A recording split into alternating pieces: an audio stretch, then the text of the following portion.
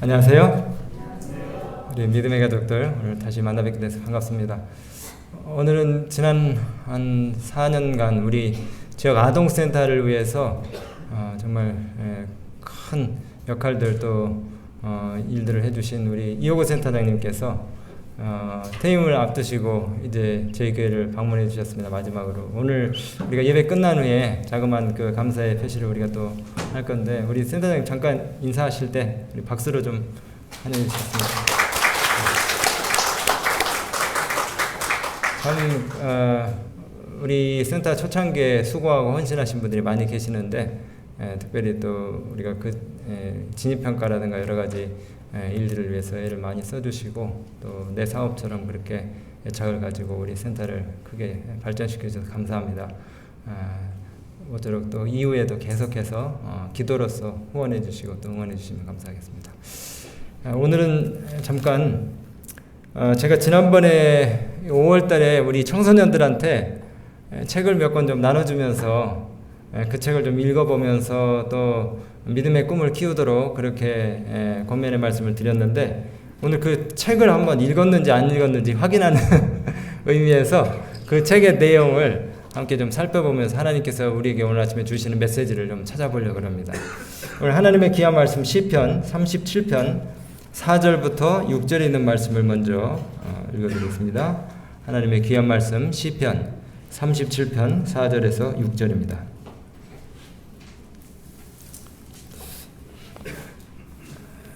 저는 이 말씀을 읽을 때마다 이 가슴이 뛰는데, 이 시편 37편 4절에서 6절, 또 여호와를 기뻐하라. 저가 네 마음의 소원을 이루어 주시리로다. 너의 길을 여호와께 맡기라. 저를 의지하면 저가 이루시고 내 의를 빛같이 나타내시며 내 공의를 정오의 빛같이 하시리로다. 아멘. 그 책의 제목이 이게 이제 한국말로 번역을 했는데 바닥에서 정상까지 이라는 그런 그 제목이었어요. 그 1950년 어느 한 날에 미국 볼티모어 그 빈민가 어느 집에 사회복지사가 방문을 했습니다. 그 사회복지사의 이름은 젠킨슨이었는데 매우 가난한 한 가정을 방문을 해가지고, 우리 뭐 사회복지 관계된 일들 하시는 분들 잘 아시겠어요. 가족 사정이라는 것을 했어요. 그 파일 서류처를 열어서 그 블랙 펄린이라고 하는 여성의 가정의 가족 사정을 이렇게 이제 하는 도중에 그 아프리카계 미국인이었던 이 블랙 펄린의 그 가정의 자녀들에 대한 장래 예측을 이렇게 하게 되었습니다. 아들 3명은 아마도 수감되거나 조기에 사망할 가능성이 높음, 딸 5은 혼전 임신과 복지시설에 수용될 가능성이 높음이라고 하는 내용을 써놨어요. 희망이 있다는 겁니까? 없다는 겁니까? 도저히 희망이 없다는 거예요. 근데 그 당시에 흑인 빈민가에서 자라난 사람들의 운명은 이런 모습이었어요.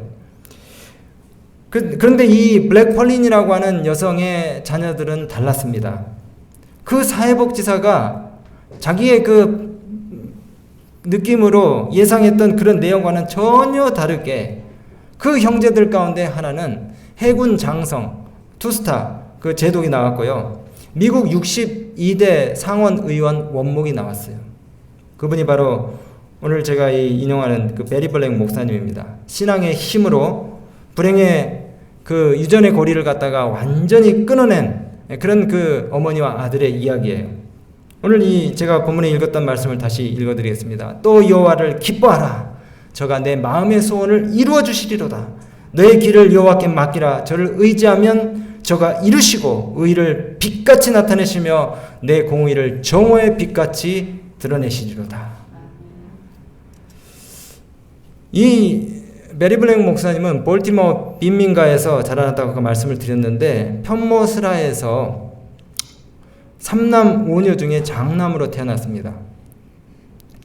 앤드루스 우리 재림교회 신학대학원을 졸업하시고 그 미국 재림교회에서 이제 목회를 조금 하다가 군목으로 미 해군 군목으로 직을 옮겨서 20년 동안 그렇게 24년 동안 봉사를 하다가 3년간 이제 군종 참모부장 보좌관, 그리고 마침내 그 미 해군 소장으로 군종감이 됐어요. 그래서 클린턴 대통령이 이제 임명을 해가지고 이 높은 자리에 이제 오르게 되었고, 2003년부터 지금까지 거의 뭐 10여 년 훨씬 넘게 미국 상원 의원 채플린 원목으로 지금 일하고 있습니다. 정권이 여러 번 바뀌었는데도 계속해서 이분이 그 자리를 유지하고 있어요. 우리가 이 말씀을 잘 아시죠? 내 시작은 미약하으나 내 나중은 심히 창대하리라. 근데 이 예수님께서도 자라나실 때 그 나사렛 주변의 환경이 좋았습니까? 나빴습니까? 썩 좋지 않았어요. 마찬가지로 이 메리 블랙의 어린 시절 볼티모어 빈민가 흑인 거주 지역은 매우 가난하면서 다 쓰러져가는 건물에다가 바퀴벌레가 득실거리고, 그 다음에 그 동네에는 오물과 쓰레기가 널려있고 가정폭력이 난무했고 매일같이 소리와 고성이 오가고 싸움이 벌어지는 그런 동네였어요. 동성연애와 마약거래가 활발하게 이루어졌습니다. 도저히 정상적인 인물이 나올 수 없는 그런 환경이었어요. 알코올 중독자들, 성추행범들이 땅바닥에 드러누워서 이렇게 엉망진창을 만드는 그런 동네였어요. 특별히 이 메리 블랙 가정은 가난했기 때문에 음식이 콩과 쌀로 이루어진 아주 빈약한 식단이었는데, 그것마저도 9 식구에게는 넉넉지 못했기 때문에 거의 매일같이 한 끼 이상은 금식을 해야만 했다는 것입니다. 여러분, 그런데 그 좋은 어머니를 가지는 것은요, 최고의 행운입니다. 좋은 환경을 갖는 것보다 더 좋은 것은 좋은 어머니를 갖는 것이에요.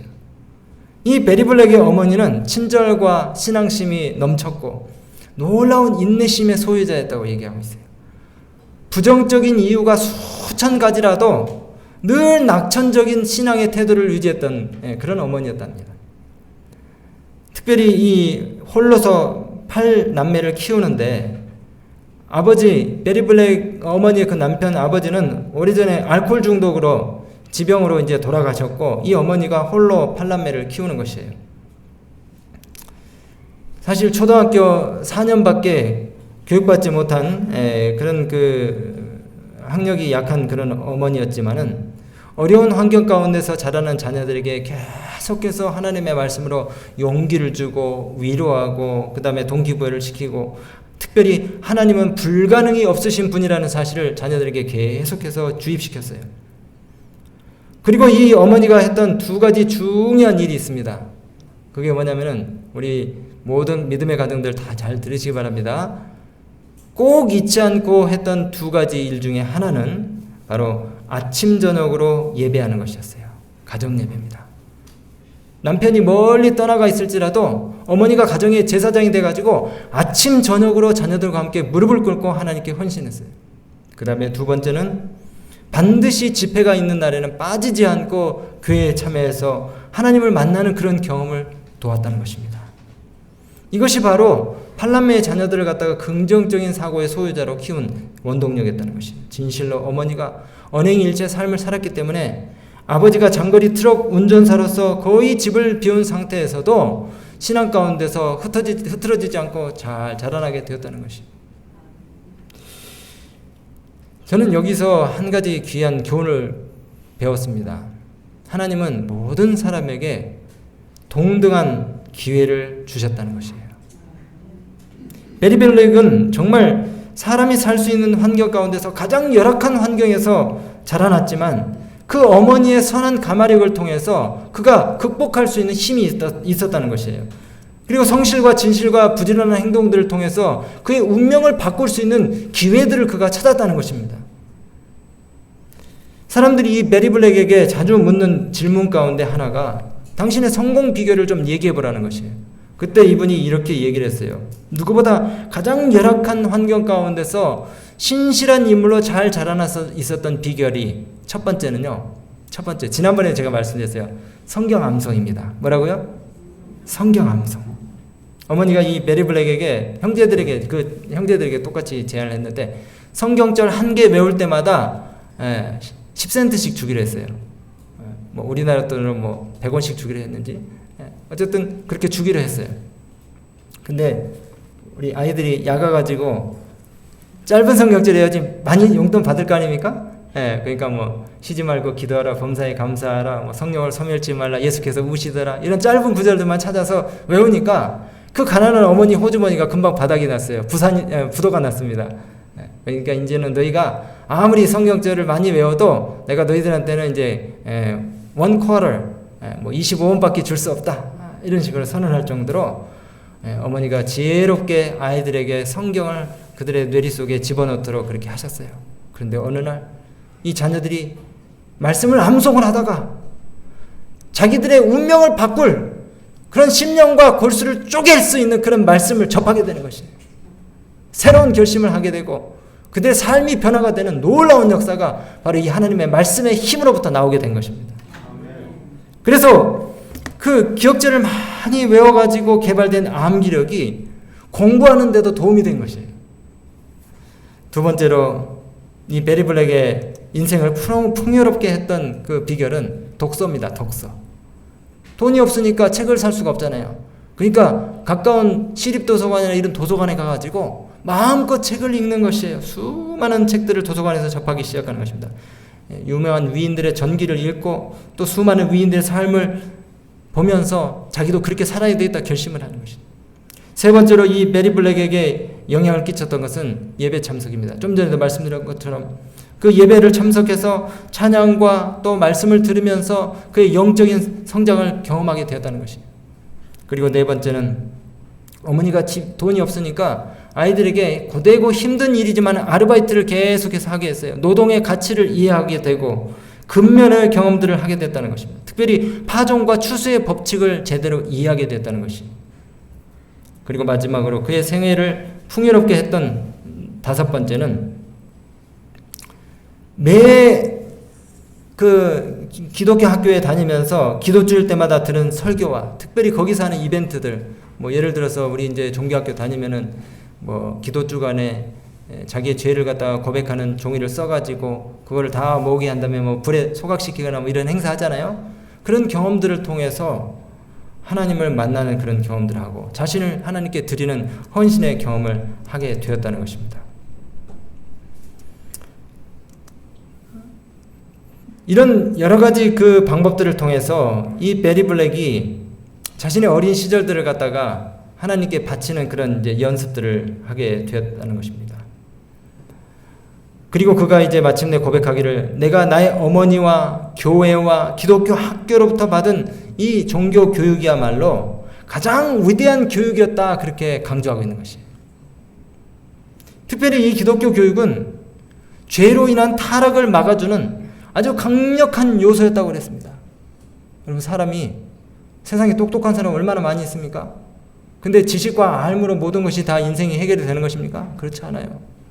자신의 지혜와 지식과 그 다음에 능력을 자랑하는 사람들이 높은 자리에 올라갔을 때에 유혹을 견디지 못해서 수년간 쌓아왔던 자신의 경력과 이력들을 갖다가 한순간에 다 말아먹는 경우들이 얼마나 많이 있습니까? 깜빵에 들어가고 그 다음에 뭡니까 부정한 일들로 인해서 사람들에게 오명을 뒤집어 쓰고. 그런데 이 신앙교육을 통해 가지고 지덕체의 균형진 힘을 갖다가 얻게 되었을 때에 그가 정말 정권이 계속해서 바뀌어도 사람들에게 신임을 받을 수 있는 그런 신뢰감을 주는 인물이 되었다는 것입니다. 오늘 우리 자녀들을 교회와 가정에서 하나님 말씀으로 신앙교육으로 양육할 수 있는 그런 힘과 능력을 우리 모두에게 주시기를 간절히 소망합니다. 정말 사람을 위대하게 만들 수 있는 분은 하나님이셔요. 하나님이셔요.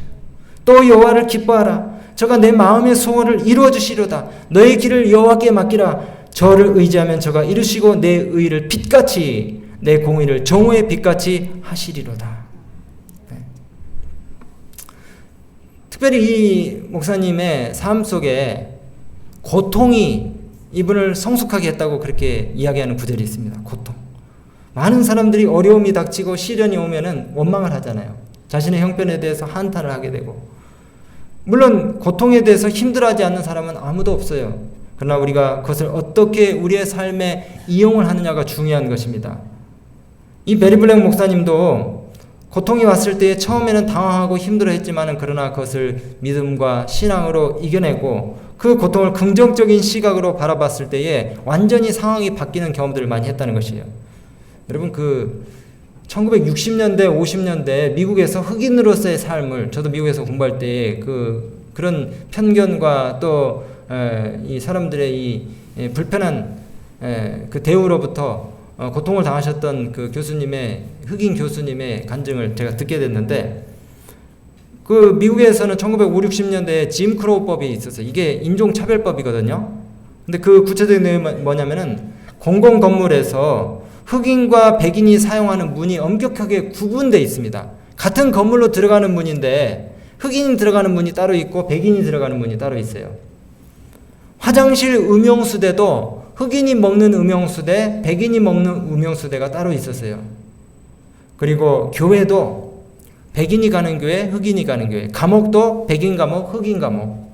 버스나 기차 타면은 흑인들은 항상 맨 뒷자리에 앉아야 됩니다. 절대 앞자리에 앉아서는 안 돼요. 큰일 납니다. 줄을 설 때도 흑인들이 백인이 오면은 그 자리를 내줘야 돼요. 앞자리로. 공공장소에 이런 팻말들이 붙어 있어요. 게와 흑인 출입 금지. 얼마나 이 마음으로 모멸감을 느끼는 그런 내용입니까? 16살 때, 좀 이따 나오지만은 16살 때까지 이분이 흑인이기 때문에 백인 곁에 가지를 못했다는 것이에요. 그것 때문에 학교에서 받은 상처라든가 해군 군목이 되었을 때에 백인 병사들에게 받았던 그런 그 모멸감, 이런 것들이 너무 심했다는 것입니다. 해군 소장이 되었을 때도 에이 니그로가 무슨 군목이 되느냐고 이렇게 했다는 것이에요. 군용감이 되느냐고. 여러분, 그런데 그런 고통들을 믿음으로 승화시키고 이런 것들을 갖다가 잘 감내했기 때문에 초고속 승진의 기회를 얻게 되었다는 것이에요. 배를 타고 6개월 동안 먼 항해를 하면서 어려운 역할들을 갖다가 본인이 다 감수하고 했기 때문에, 특별히 이제 이 배에 타가지고 여러 개월 동안 바깥에 나가게 되었을 때에 그 흑인 병사들을 갖다가 상담할 일이 있었는데, 처음에 한 몇 개월 동안 흑인 병사들이 자신을 찾아오지 않기 때문에 고민을 했어요. 아니 내가 그래도 병사들을 위한 군목인데 왜 나한테 어려운 일이 없나? 왜 나한테 찾아와서 상담을 안 하나? 내가 무슨 문둥병자라도 되나? 이렇게 이제 고민을 하고 있는데, 나중에 알고 봤더니 거기 그 흑인 병사들 가운데 상당수가 옛날에 그 군대 오기 전에 조직 갱단에서 있었던 사람들이에요. 그래서 갱단에서 그들이 받았던 취급에 비하면은 이 군부대, 해군부대에서 당하는 고통은 아무것도 아니라는 것입니다. 그 병사들의 그런 이야기들을 들으면서 내가 당하는 고통과 어려움들이 나중에 더 큰 어떤 그 고통과 어려움들을 갖다가 이겨낼 수 있는 큰 힘이 되기 때문에 고통은 정말 유익한 것이구나 라는 사실을 깨달았다는 것이에요. 우리도 왜 그렇잖아요. 기숙사 생활 힘들게 하면 군대 가서 군대 생활이 쉬운 것처럼. 뿐만 아니라 나의 고난이 다른 사람들의 고난을 갖다가 위로해 줄 수 있는 그런 큰 힘이 또 될 수 있다는 것입니다. 그리고 그 어려움에 직면한 사람들을 상담해 주고 조언해 줄 수 있는 그런 소스가 될 수 있다는 것이에요. 그러면서 여러 교훈들 가운데 태도가 환경보다 중요하다, 이런 좋은 그 교훈을 우리에게 말씀을 해주고 계시는 거예요. 태도는 내가 언제든지 통제할 수 있습니까? 통제할 수 있어요. 환경은 내가 못 바꾸지만, 술 먹고 맨날 고성을 지르는 아버지를 내가 바꿀 수는 없지만은 그것을 바라보는 내 마음의 태도를 긍정적으로 바꿀 수는 있는 것이에요. 요셉이 그렇게 했잖아요. 요셉이 애굽으로 종으로 팔려갔을 때에 그 정말 한탄할 만한 현실을 갖다가 그가 비관적으로 생각하지 않고 그것을 낙관적으로 하나님을 의지하면서 했기 때문에 그의 신세가 완전히 바뀌었지 않습니까? 두 번째는 갈망을 조절하라. 우리가 꼭 필요하다고 생각하는 것 중에는 실제로 필요하지 않은 것들이 너무나 많아요. 그런데도 그걸 얻기 위해서 그렇게 발버둥을 칩니다. 전도서 4장 6절에 두 손에 가득하여 수고하여 바람을 잡으려는 것보다 한 손에만 가득하고 평온함이 더 많으니라. 내 능력에 붙이는데도 불구하고 남들이 하니까 내가 저것도 가져야지 하면서 그렇게 아둥바둥 가랭이가 찢어지도록 그렇게 하는 것들이 좋지 못하다는 것이에요. 갈망을 조절할 줄 알아야 합니다. 정말 이것이 나에게 필요한 것인가? 그리고 완전보다는 발전의 과정을 중요하게 생각하는 것입니다. 여러분, 여기 실수하지 않는 사람 아무도 없어요. 내가 어떤 일들을 잘못하고 또 크게 성취하지 못했을 때에 비관하거나 낙담하지 마시고, 사람은 다 연약하기 때문에 나도 모든 것을 완벽하게 해낼 수 없다고 인정하시고 마음을 편안하게 가지시기 바랍니다. 내가 누구한테 조금 수치스러운 어떤 그 모욕감을 당한다 할지라도 그것 때문에 너무 상심해하지 마세요. 내가 다 잘하면 좋겠지만은 사람은 자기가 잘하는 게 있고 못하는 게 있는 것이에요. 내가 못하는 것을 뭐 해야 되는 것입니까? 인정할 줄 알아야 되는 것이에요. 체면 때문에 내가 실수한 것에 대해서 왜 바보같이 이렇게 내가 못했을까? 이렇게 하면서 자기를 갖다가 너무 괴롭히지 말라는 겁니다. 그렇지만은 그 과정 중에 성실함을 우리가 드러내야 되고, 그 과정에 최선을 다해서 하다 보면은 업스 앤 다운, 실패가 있지만은 마침내는 우리가 좋은 결과들을 거둘 수 있다는 것입니다. 그리고 그렇게 겸손하게 성실하게 과정을 아주 충실하게 한 사람은 나중에 결코 자만하지 않아요. 자만하지 않아요.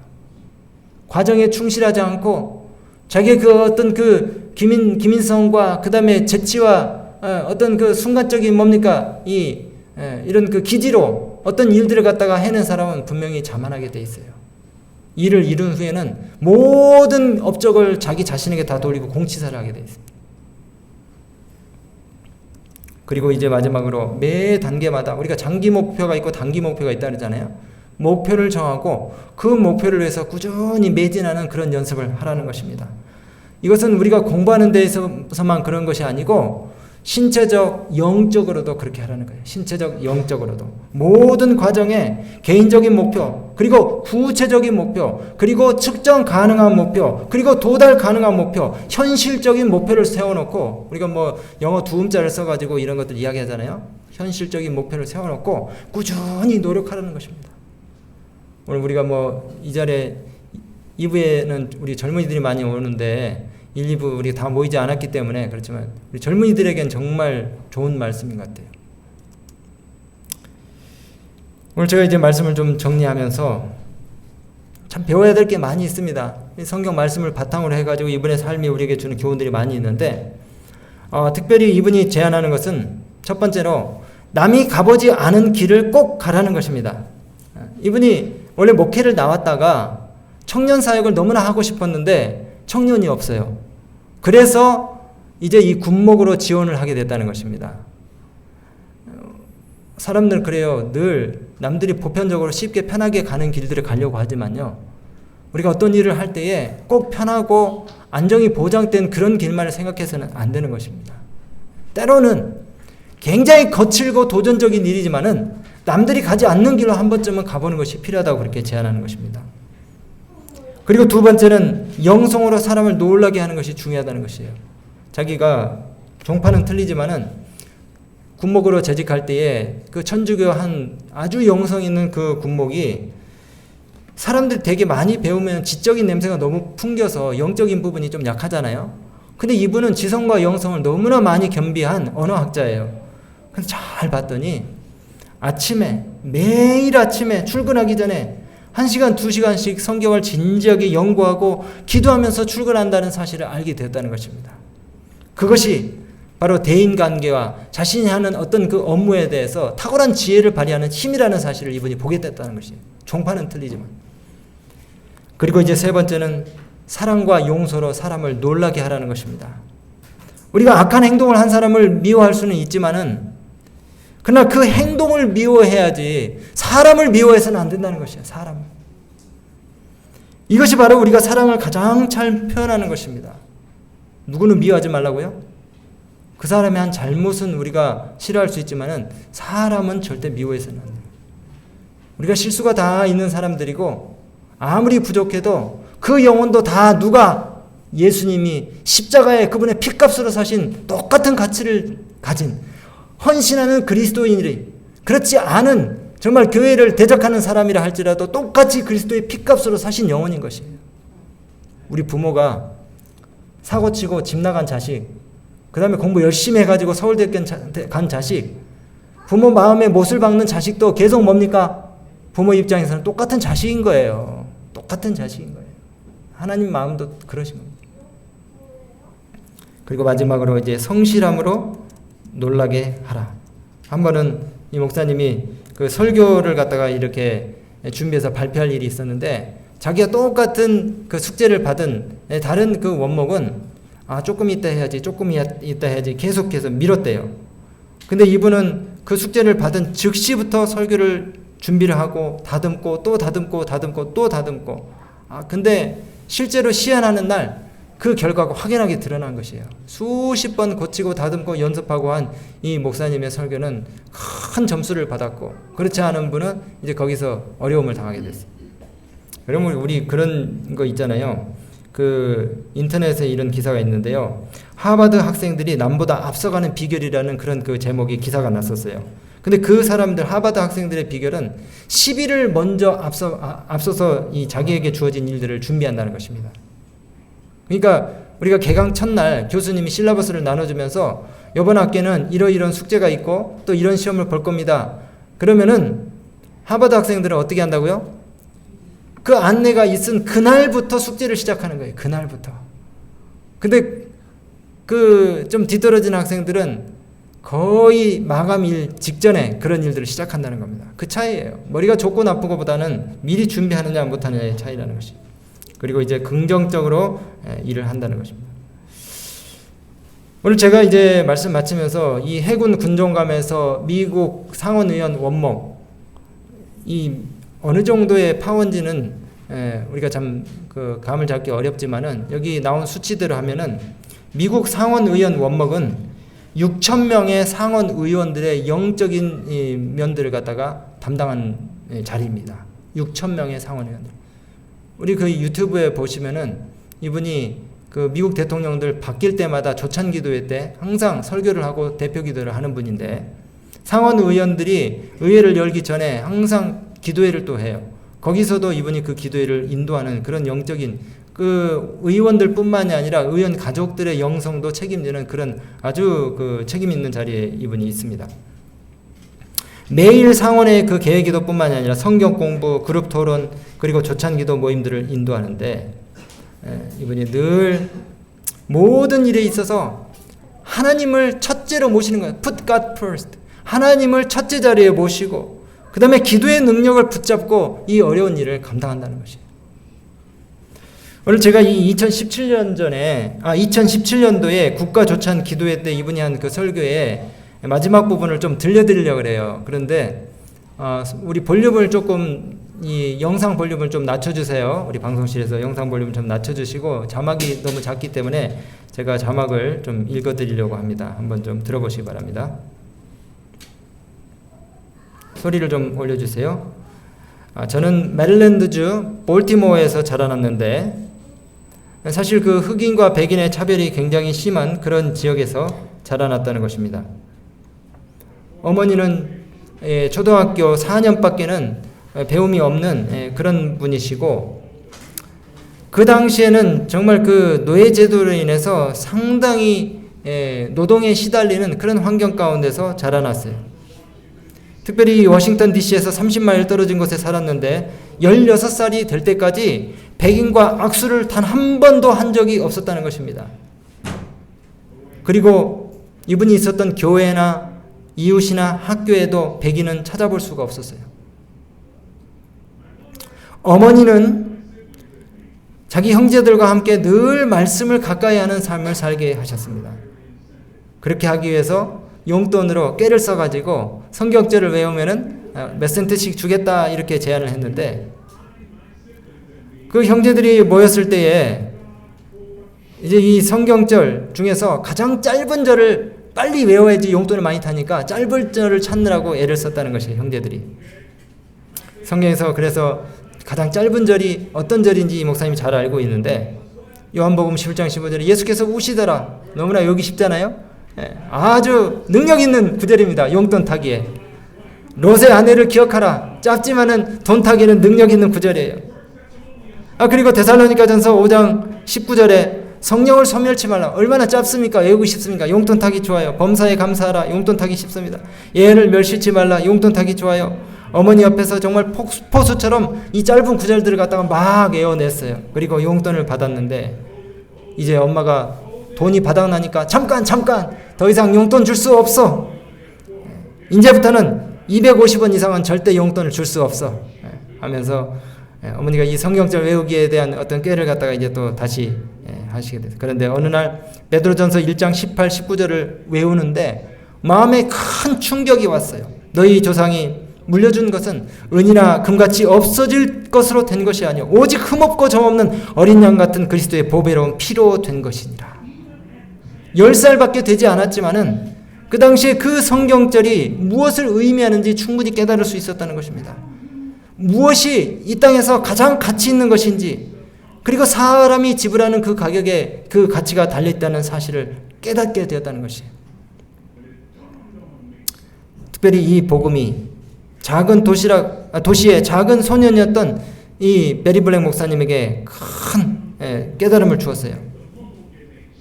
요한복음 3장에 독생자 나를 위해서 돌아가셨다는 이 사실, 예수 그리스도께서 돌아가셨다는 이 사실을 깨닫게 되었다는 것이에요. 성경절을 외우면서. 그리고 아무도 자신이 열등한 존재라고 여기지 못하게끔 자기 마음 가운데 큰 마음의 확신을 갖게 되었다는 것입니다. 하나님 말씀이 어떻게 했다고요? 자기의 마음의 열등감을 다 몰아냈다는 것이.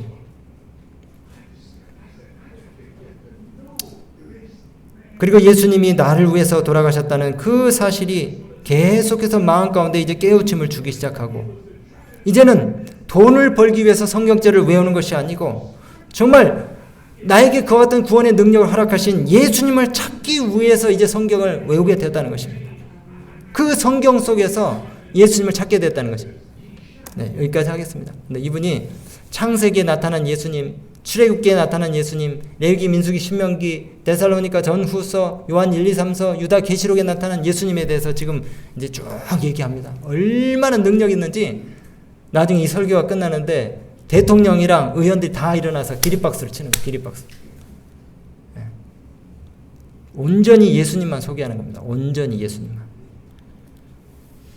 이 미국 볼티모어 빈민가에서 자란 아이가 성장해서 세계 최고의 엘리트들이 활동하는 그 국회의사당에서 하나님의 말씀을 가지고 제7을 안식일 예수 재림교인으로서 권면하면서 영적으로 지도하고 있다는 사실이 얼마나 놀랍습니까?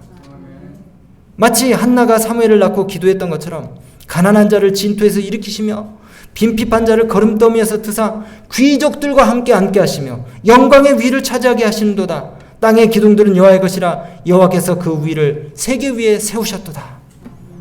저는 우리 선곡교회 어린이 학생반 청년들 많이 있죠. 이 메리 블랙 목사님처럼 하나님을 삶의 참된 지도자로 모시고 그분과 기도로서 교통하면서 하나님 말씀으로 삶의 지혜를 얻고 문제를 해결해 나감으로써 이 땅에 꼭 필요한 인물들이 다 되기를 기도합니다. 우리 어머니들 또 교회 어른들 우리 자녀들 위해서 많이 기도해 주시기 바랍니다. 우리 방학 때는 애들이 또 많이 모이겠지만은 제가 우리 청년 어린이 학생 숫자를 세보니까 50명이 훨씬 넘어요. 또 여호와를 기뻐하라. 저가 내 마음의 소원을 이루어 주시로다. 너의 길을 여호와께 맡기라. 저를 의지하면 저가 이루시고 의를 빛같이 나타내시며 내 공의를 정오의 빛같이 하시리로다. 하나님의 축복과 은혜가 돌아오는 한 주간도 우리 모두 함께 하시기를 주의 이름으로 간절히 축원합니다.